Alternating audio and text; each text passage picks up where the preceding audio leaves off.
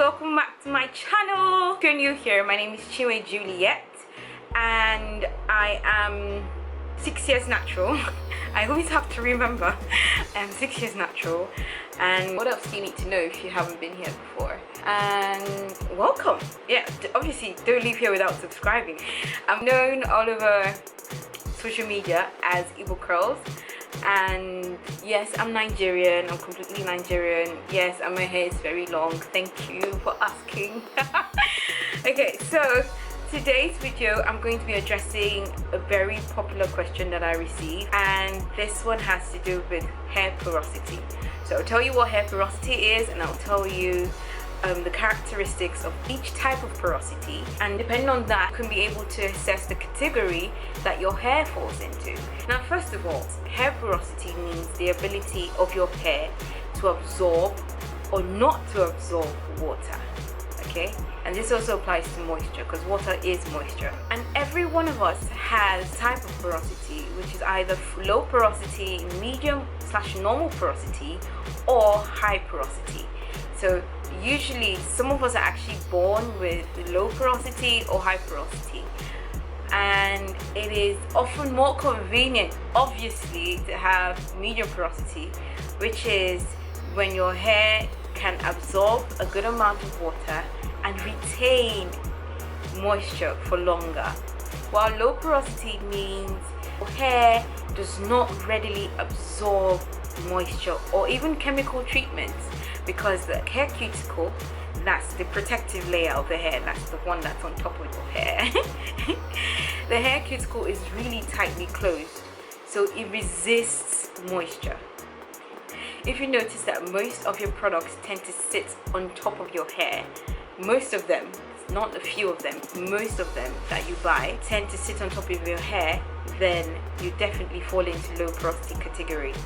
Now, another characteristic of low porosity hair type is that it's less prone to frizzing, heat styling, and any chemical treatments like permanent hair color is a lot tougher to do with low porosity hair. So as I said earlier, because the cuticle is really closed, the color cannot deposit itself inside, so it's a lot harder to have hair color on low porosity hair, except if you use products with a higher pH level, that's pH higher than your hair. If you have low porosity, your hair will dry slowly. Penetrating oils like coconut oil and avocado oil are super for low porosity hair types. I don't have particular products in mind, but I would recommend if you use lighter products for low porosity hair types, that's not so creamy, not so dense, so that they can absorb really easily. Alright, so that's it for low porosity hair types.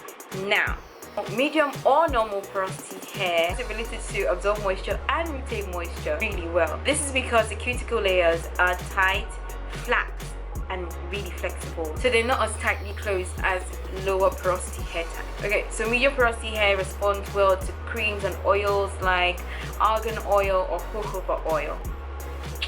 Okay, now on to high porosity hair. Highly porous hair tends to absorb moisture but then release it really quickly, so you don't retain as much moisture, therefore your hair is constantly dry.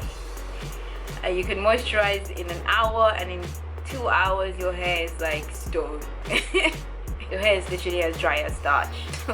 I have so many people who ask me about this, who say they've done lots of things and still their hair is still dry, and this is because the hair cuticles are lifted, really worn, and sometimes damaged already.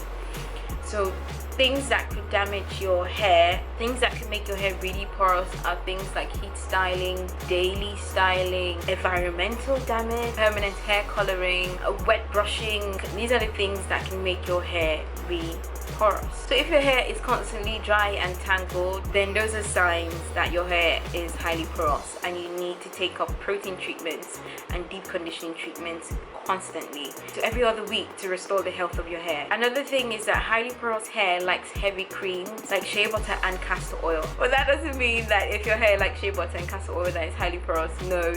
But as a characteristic of highly porous hair, it likes heavy creams. Another thing you need to know is that we can have different types of porosity on our hair. So let's say the perimeter of our hair can be high in porosity because it's exposed to the environment, while the one in the middle, which is hidden, or the one at the back, could be medium or even low porosity. So at the end of the day, it ends up being how you care for your hair, how you wear it out. All these things matter to tell your hair's porosity. So I hope this video was really helpful. I hope this gave you a clue, or this actually answered your question to find out what level of porosity your hair is. And through God's grace, I upload videos every week. So please subscribe and don't forget to share, like, and comment. And comment nice things. Don't be mean, okay?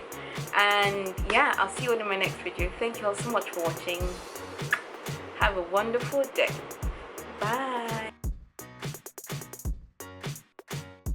And if you were wondering, my lipstick is Elegant Matte in Black Currant, because I know someone's gonna ask me.